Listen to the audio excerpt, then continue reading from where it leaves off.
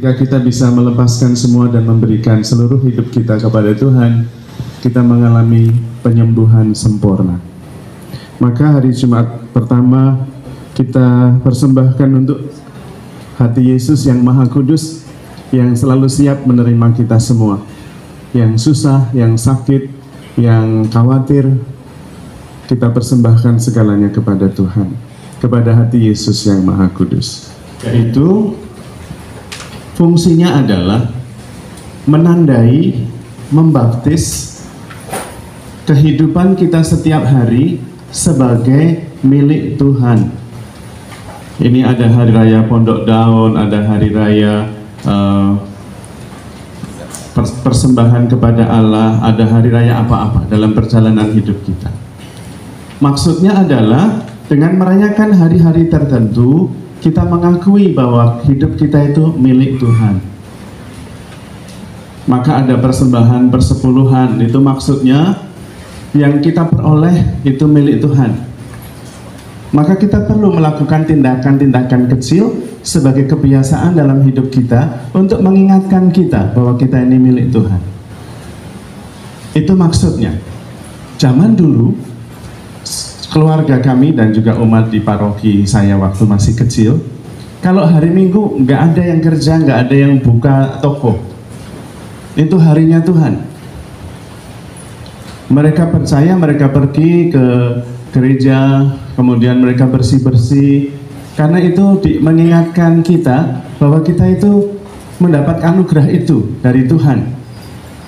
Tidak kerja terus, toh nanti Tuhan juga yang ngatur. Gitu.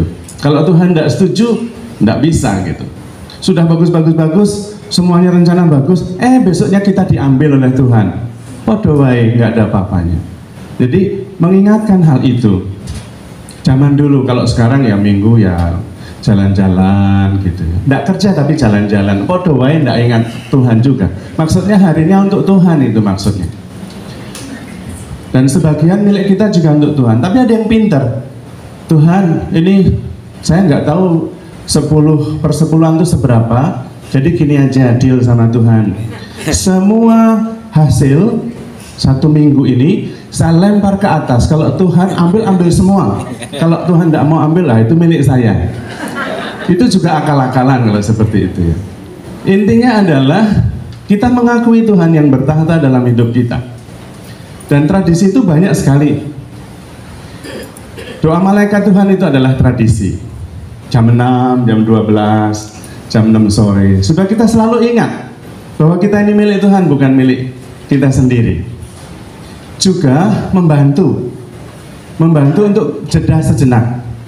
Jadi kalau mau berantem tuh jam 6 kurang seperempat gitu. Jadi nanti kalau jam 6, oke, kita berhenti dulu berantemnya, kita berdoa bersama malaikat Tuhan. Nanti habis itu kita lanjutkan berantemnya ya. Nah, nanti pasti nggak jadi. Itu gitu. Itu sebetulnya adalah sebuah pengingat dan itu perlu dilakukan. Tetapi sekarang mungkin kurang dipahami tradisi-tradisi itu. Padahal itu bagus sekali. Kalau kita mau berbuat sesuatu, membuat tanda salib. Kalau orang Flores itu mau apa-apa tanda salib dulu. Mau minum aja tanda salib baru minum gitu. Mau makan apalagi. Bahkan Chris John waktu mau ngantemin orang itu tanda salib dulu dia. Jadi ketika musuhnya jatuh, waduh tanda salib ya. Itu ya mungkin tidak ngerti maksudnya.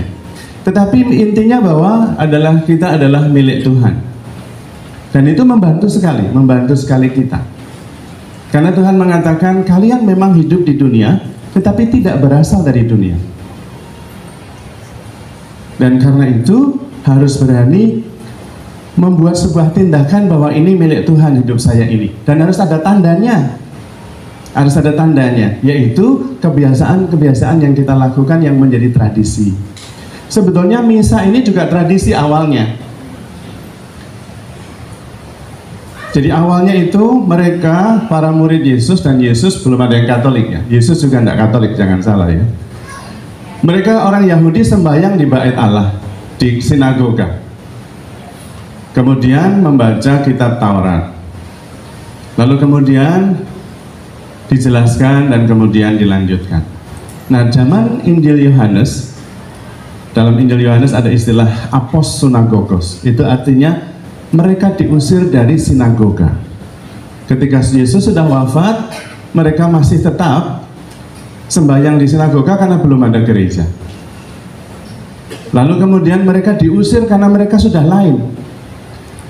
Ibadatnya berbeda. Mereka ibadat seperti biasa di sinagoga, membaca Taurat, lalu ada renungan singkat, terus ditambahi surat-surat. Oh, ini ada Rasul Paulus nih, menulis surat kepada jemaat di Korintus, ini cocok untuk kita dengerin ya. Lalu dibacalah surat Rasul Paulus. Gitu. Lama-lama itu surat Rasul Paulus dengan Taurat itu jadi mirip, sejajar, lalu jadi kitab suci. Itu sejarahnya seperti itu. Maka kemudian mereka membentuk liturgi sendiri, jadilah misa ini. Karena itu semuanya tradisi. Kitab suci ini juga tradisi. Jadi pada zaman dulu, ketika Yesus sudah wafat, mereka banyak yang tidak pintar menulis. Karena para rasul kebanyakan adalah para nelayan. Di antara mereka yang S2 belum ada. Jadi mereka biasa nelayan, tidak terlalu pintar. Mengajarnya gimana? Lisan. Dan mereka mengajar lisan minimum 50 tahun. Satu generasi.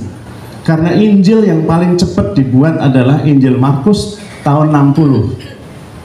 Berarti selama itu belum ada Injil. Mereka lisan. Kemudian ada yang mencatat. Karena Petrus tidak pintar mencatat, terutama menulis tangan, karena dia biasa pakai HP.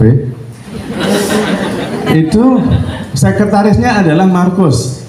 Jadi Markus nulisin apa yang diajarkan oleh Petrus.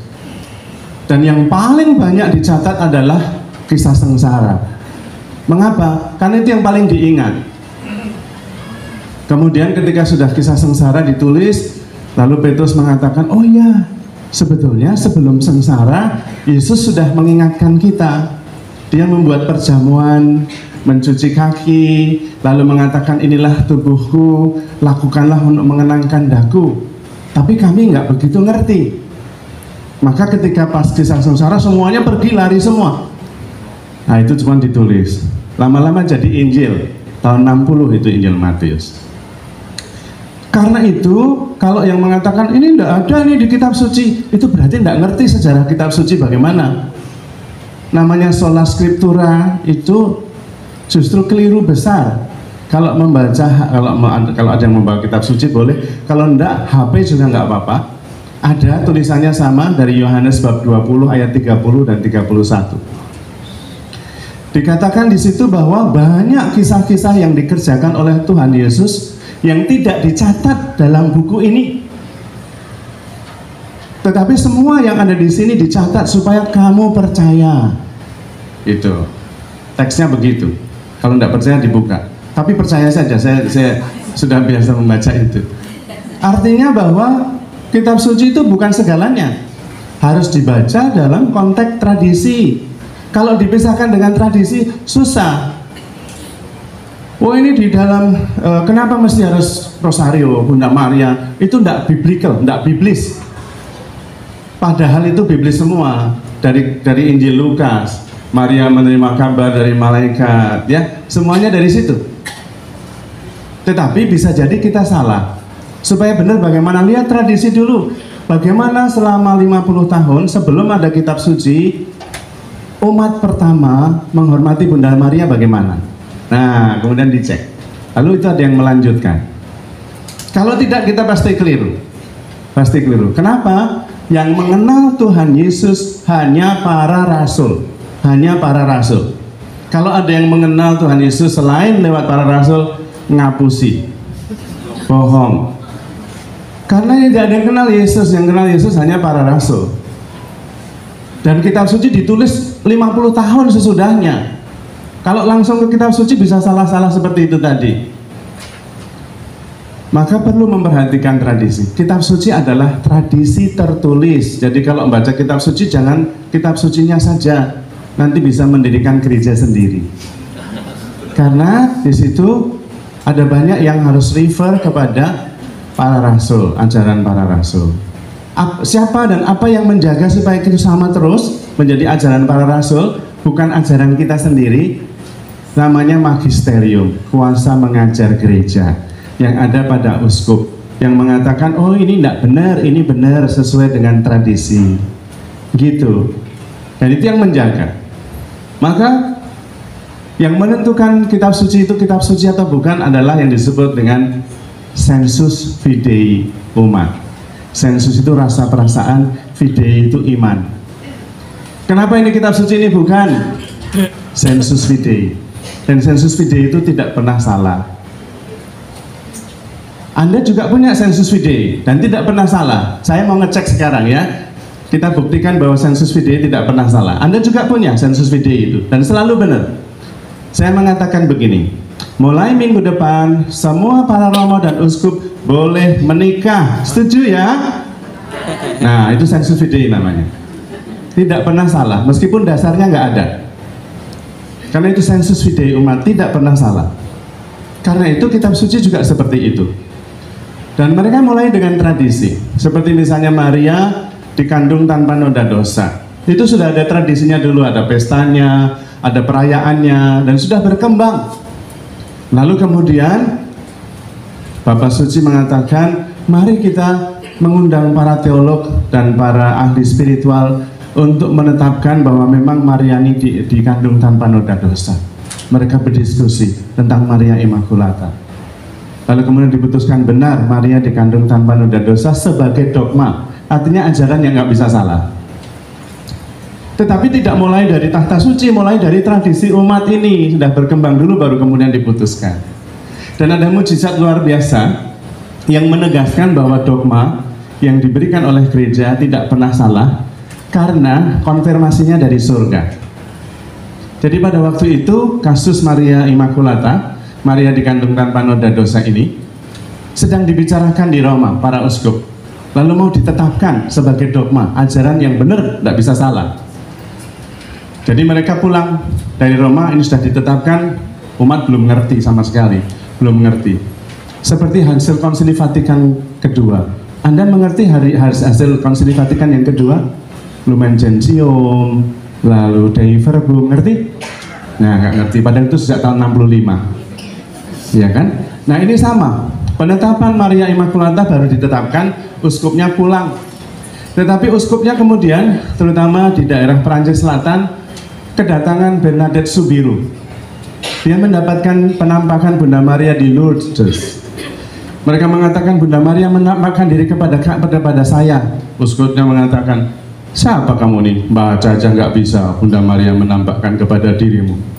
Nggak percaya. Tapi besok datang lagi, Bapak Uskup, Bunda Maria minta kita mendirikan gereja di situ. Kamu ini siapa? Datang ke sini. Dah, enggak usah. Kamu istirahat saja, belajar menggembalakan kambing domba. Tapi dia datang lagi. Sampai akhirnya uskupnya kesal juga. Sudah, kalau begitu besok kalau menampakkan diri lagi, wanita itu tanyain namanya siapa. Dan oke, Bernadette mengatakan begitu. Lalu dia datang besoknya. Gimana sudah tanya sudah? Namanya siapa? Maria Immaculata. Langsung nangis uskupnya. Nggak mungkin orang ini ngerti anak ini. Ini baru saja diputuskan di Roma, bakal saya baru pulang.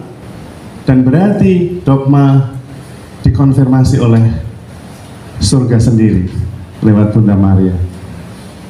Tetapi awalnya adalah tradisi, kebiasaan-kebiasaan yang kita buat. Dan itu penting sekali untuk menandai bahwa hidup kita itu milik Tuhan, bukan milik kita sendiri. Jadi kalau di rumah, buatlah tradisi sendiri. Misalnya sudah ada, kalau jam 6 pagi, malaikat Tuhan percaya bahwa sabda sudah menjadi daging dan tinggal di antara kita. Dihayati betul bahwa Tuhan tinggal di antara kita. Jangan sekedar, pokoknya ini sudah jam 12 harus doa. Bukan itu. Lalu jam 3 sore ada koronka. Itu artinya saya juga menandai jam 3, bukan koronka, doa kerahiman, untuk menyadari kerahiman Tuhan. Jadi kalau ada lagi muyak mendoakan koronka atau kerahiman, lalu ingat, oh iya ya, ngapain saya muyak-muyak? Tuhan itu maha rahim. Habis selesai, muyek lagi. Nggak apa-apa. Karena tapi yang penting kita sudah diingatkan seperti itu ya. Jadi hari-hari kita itu ditandai oleh kehadiran Tuhan. Buat tradisi sendiri supaya kita hidup tidak sendirian tetapi bersama Tuhan. Malaikat Tuhan salah satunya yang paling bagus ya memang itu, sabda sudah menjadi daging dan tinggal di antara kita. Itu powerful sekali kalau dihayati. Karena kemudian kita tidak sendirian. Maka tradisi menjadi penting. Kita perlu menciptakan tradisi sendiri. Di rumah kalau bisa ada tradisi makan bersama. Sebelum makan bersama, doa bersama. Kalau sulit ya udah enggak usah makan bersama, doa bersama saja pagi-pagi. Berjuang. Ada yang bangun jam 5, ada yang bangun jam 6, ada yang bangun jam 7, ada yang jam 12 siang belum bangun. Ya sudah, bangun dulu, sembahyang dulu, nanti tidur lagi gitu. Enggak apa-apa, supaya ada tradisi. Dan itu kemudian membuat hidup kita tidak terpisah dengan iman, seolah-olah hidup hari-hari terpisah dengan Tuhan. Tuhan hanya untuk hari Minggu, hari lain urusan saya. Kan ada pepatah yang sering saya dengar itu, Senin sampai Jumat menipu sesama, Jumat sampai Minggu menipu Tuhan. Padha wae penipu kabeh. Kita tidak bisa memisahkan hal itu. Karena kita tidak punya apa-apa, bahkan nafas kita bukan milik kita. Coba mau kalau itu nafas itu milik Anda, kita bernafas tahan 5 menit saja. Nggak bisa, wah itu bukan milik kita. Kita hanya pinjam 5 menit saja, ditahan aja nggak bisa. Dan itu maksudnya, menandai hari-hari kita dengan relasi kita dengan Tuhan. Kenapa zaman dulu ada 1/10? Supaya kita itu yakin rezeki ini dari Tuhan. Karena itu kalau dikembalikan 1/10 itu sebagai ucapan terima kasih. Tuhan juga baik sama kita. Enggaklah sampai minta 20%. Tuhan sudah punya banyak dia. Itu hanya sebagai tanda bahwa kita ini mengakui bahwa yang kita terima itu milik Tuhan. Jangan ada seperti teman saya. Dia tidak Katolik sih. Dia mengatakan ketika anaknya berdoa, Tuhan terima kasih atas rezeki yang kau berikan kepada kami. Bapaknya langsung marah. Enak saja, saya yang kerja, bukan Tuhan. Wah itu tentu kemudian ada jarak antara hidup sehari-hari dengan Tuhan. Maka perlu menciptakan. Gereja Katolik itu hidup karena tradisi. Kitab suci itu ada karena tradisi. Dan yang hidup di antara umat lebih dulu, bukan dari tahta suci, bukan. Saya masih ingat Pastor Tony dan Pastor Yosef pada tahun 2008 mereka sempat kembali ke Laos. Dulu mereka berkarya di Laos tahun 90-an, tahun 1977 mereka diusir dari Laos karena komunis berkuasa. Semua imam harus pergi dalam waktu 3 hari. Jadi mereka pergi lari ke Indonesia. Yang Prancis, OMI Prancis ke Kalimantan Barat, OMI Italia ke Kalimantan Timur. Sesudah lama tahun 2008 mereka kesempatan kunjungan lagi. Puluhan tahun meninggalkan umatnya. Dan mereka sudah terbuka masuk, tapi bukan atas nama imam, pokoknya masuk saja. Dan mereka masih ingat. Sampai sekarang mereka masih ingat. Dan apa yang membuat mereka bertahan tanpa imam? Tradisi yang mereka ciptakan, yaitu rosario. Dan setiap hari Minggu semuanya duduk seperti ini, nggak ada imamnya, nggak boleh yang ada di depan, nanti ditangkap oleh komunis karena dikira propaganda. Jadi semua duduk di situ. Apa yang mereka lakukan? Membaca teks misa dari dalam nama Bapa sampai berkat. Itu dibaca sendiri. Ada yang baca, yang lain mendengarkan. Itu yang membuat mereka masih bertahan. Karena tradisi. Maka tradisi itu penting. Jumat pertama adalah tradisi untuk menghormati hati Yesus yang Maha Kudus. Dan kebetulan hari ini pas hari Jumat juga pas pesta Yohanes Maria Vianney. Dia sangat mencintai Ekaristi, terutama adorasi. Pada waktu dia, maaf Santo Yohanes Maria Vianney, beliau tidak terlalu pintar. Jadi pada waktu lulus, itu lulus dengan summa lacrima. Kalau summa cum laude, laude itu pujian, itu lulus dengan pujian. Kalau summa lacrima, lacrima itu air mata. Jadi lulus dengan cucuran air mata belas kasih dosennya. Jadi dia nggak lulus-lulus. Sampai suatu ketika, oke, saya luluskan kalau ada satu keuskupan yang mau menerima kamu. Maka ada satu uskup yang kasihan, terutama karena di satu parokinya nggak ada romo bertahun-tahun. Jadi uskup ini ya udahlah, elek-elek lumayan lah gitu. Lalu dia ditabiskan.